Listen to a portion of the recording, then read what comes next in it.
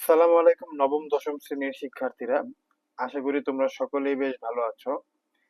আজকে আমি তোমাদের উচ্চতর গণিত বইয়ের অধ্যায় ৮ এর অনুশীলনী ৮.১ এর ৭ নাম্বার এবং ৮ নাম্বার এই দুইটা অঙ্ক করব। এই ৭ এবং ৮ এর আগের যে অঙ্কগুলো ছিল অর্থাৎ ১ থেকে ৬ পর্যন্ত সেই অঙ্কগুলোর সমাধান আমি করে রাখছি। তোমাদের যাদের সেই অঙ্কগুলোর সমাধান লাগবে তোমরা ওই অঙ্কগুলো আমার আগের ভিডিওগুলো থেকে দেখতে পারো। তো চলো আমরা ৭ নাম্বার অঙ্কটার সমাধান করি। দেখো ৭ নাম্বার অঙ্কের প্রশ্নে কি আছে, পৃথিবীর ব্যাসার্ধ ৬,৪৪০ কিলোমিটার। ঢাকা ও চট্টগ্রাম পৃথিবীর কেন্দ্রে ৫ ডিগ্রি কোণ উৎপন্ন করে।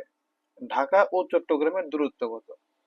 দেখো এই অঙ্কগুলো খুবই ইম্পর্টেন্ট অঙ্ক, এগুলো পরীক্ষার সময়ও আসে, মানে এত সহজ আসবে না হয়তো, কিন্তু একটু ঘুরে পেঁচে আসবে, কিন্তু এই টাইপের অঙ্ক অনেক আসে এই অধ্যায় থেকে।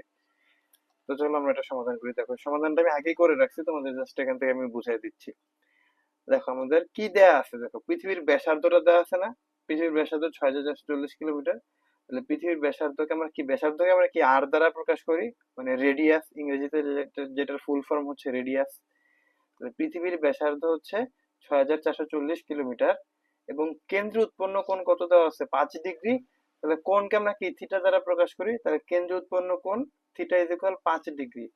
যখন আমরা দূরত্ব নির্ণয় করতে যাব তখন সেটা ডিগ্রিতে রাখা যাবে না, কোনটাকে কখনোই ডিগ্রিতে রাখা যাবে না যখন আমরা দূরত্ব নির্ণয় করব বা দূরত্বের মান নির্ণয় করব। তাহলে এই ডিগ্রিটাকে আমাকে যে কোনো ভাবে রেডিয়ানে নিয়ে যেতে হবে। তাহলে ৫ ডিগ্রি, তাহলে ৫ ডিগ্রিকে যদি রেডিয়ানে নিয়ে যেতে হয় তাহলে আমি কি করতে পারি, জাস্ট পাই বাই ১৮০ গুণ করে দিতে পারি। তাহলে ৫-এর সাথে পাই বাই ১৮০ গুণ করে দিয়ে এখানে রেডিয়ান লিখলাম। তাহলে এটা পুরাটা ক্যালকুলেশন করলে হবে পাই বাই 36 রেডিয়ান। কিভাবে, দেখো 5 কে মানে 180 কে যদি 5 দ্বারা ভাগ করি তাহলে 36 হবে, আর উপরে পাই, তাহলে পাই বাই 36 রেডিয়ান।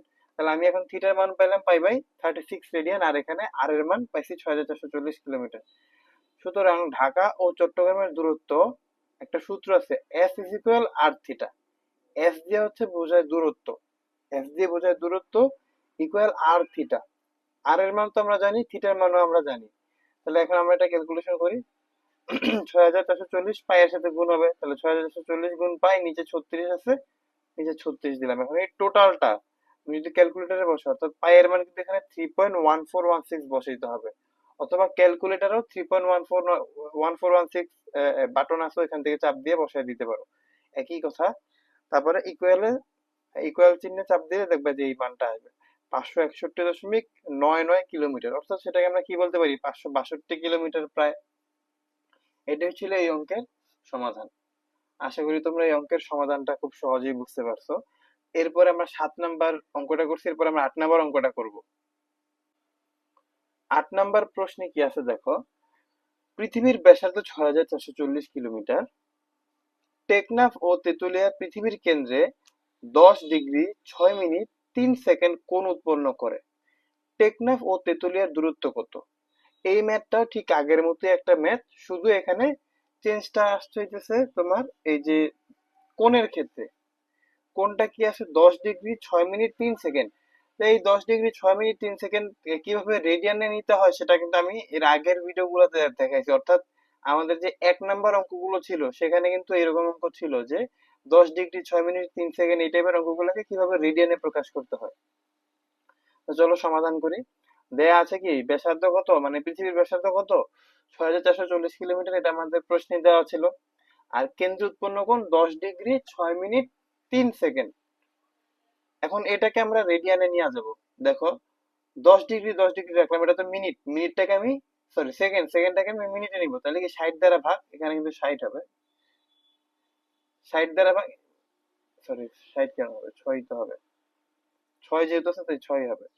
তাহলে যেহেতু এটা ৩ মিনিট, তাহলে মিনিট থেকে সেকেন্ড, সেকেন্ড থেকে যেহেতু আমি মিনিটে যাচ্ছি তাহলে আমার কি ৬০ দ্বারা ভাগ করতে হবে, আর এখানে ৬টা এসে বলো, তাহলে যেহেতু এইটাকে আমি মিনিটে কনভার্সন করে ফেলছি তাহলে এখানে আর সেকেন্ড চিহ্নটা থাকবে না, এখানে কি মিনিট এসে বলো। এরপর এটা ক্যালকুলেশন করি, ৬ আর ৬০ গুণ করলে হবে, মানে সমস্ত অঙ্ক আর কি, সমস্ত কিভাবে ভাঙাইতে হয় এগুলো তো তোমরা জানোই। ৬ এর সাথে ৬০ গুণ করলে হবে ৩৬০, ৩৬০ এর সাথে যোগ ৩ যোগ করলে হবে ৩৬৩, আর নিচে ৬০ থাকলো, মিনিটে থাকলো। এখন এই যে ১০ ডিগ্রিটা এখানে আনলাম, তাহলে যেহেতু 10 ডিগ্রি আনছি, তাই 60-এর সাথে আরো 60 গুণ হবে। যেহেতু এটা ডিগ্রিতে কনভার্সন হয়ে গেছে, তাই এখানে ডিগ্রি ডিগ্রি সাইন দিলাম। এখন 60 আর 60 গুণ করলে হবে 3600, আর বাকি যা ছিল, তো এখানে 10 আছে, এখানে 363 আছে। তাহলে 3600-এর সাথে যদি 10 গুণ করি, তাহলে হবে কত? 36,000। 36,000-এর সাথে আবার 363 গুণ করলে হবে, যোগ করলে হবে 36,363, আর নিচে 3600 ডিগ্রি। এখন এটাকে তো আমি তো ডিগ্রিতে রাখতে পারবো না, আমাদের অবশ্যই সেটাকে রেডিয়ানে নিতে হবে। তাহলে গুণ পাই 180 রেডিয়ান। দেখো 3000, মানে তিন, এই যে 36,363 আর নিচে আছে 3600, এই দুইটাকে কিন্তু আমি চাইলে 12 দ্বারা, মানে অর্থাৎ 3 দ্বারা, 3600 কে যদি আমরা 3 দ্বারা ভাগ করি তাহলে হবে 1200, আর এটাকে যদি 3 দ্বারা ভাগ করি তাহলে হবে 12,121। আর যেহেতু আমাদের রেডিয়ানে নিতে হবে, তাহলে পাই 180 রেডিয়ান। এখন দেখো, এই যে দেখো 12 এর সাথে 180 গুণ হবে, আর 12,121-এর সাথে পাই গুণ হবে।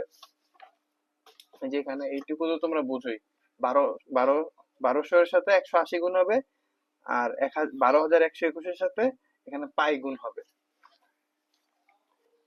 এরপরে দেখো, এই যে ওইটাই করলাম, 12,121-এর সাথে পাই গুণ হলো, আর নিচে 1200-এর সাথে 180 গুণ হয়েছে, তাহলে এইটা হয়েছে রেডিয়ান, এটা রেডিয়ান থাকলো। তাহলে আমি থিটার মান নির্ণয় করে ফেলছি। থিটার মান এইটুকু করলেই হবে, তোমরা চাইলে আরো একটু করতে পারো, যে যতক্ষণ দশমিক মান আসা পর্যন্ত চাইলে করতে পারো। যদি ওইটা আমরা করি তাহলে আমাদের মানের কিছুটা তারতম্য হবে, তাই আমরা এটা এইভাবেই রাখলাম। সুতরাং ঢাকা ও চট্টগ্রামের দূরত্বের সূত্র আমরা কি জানি? S is equal R theta.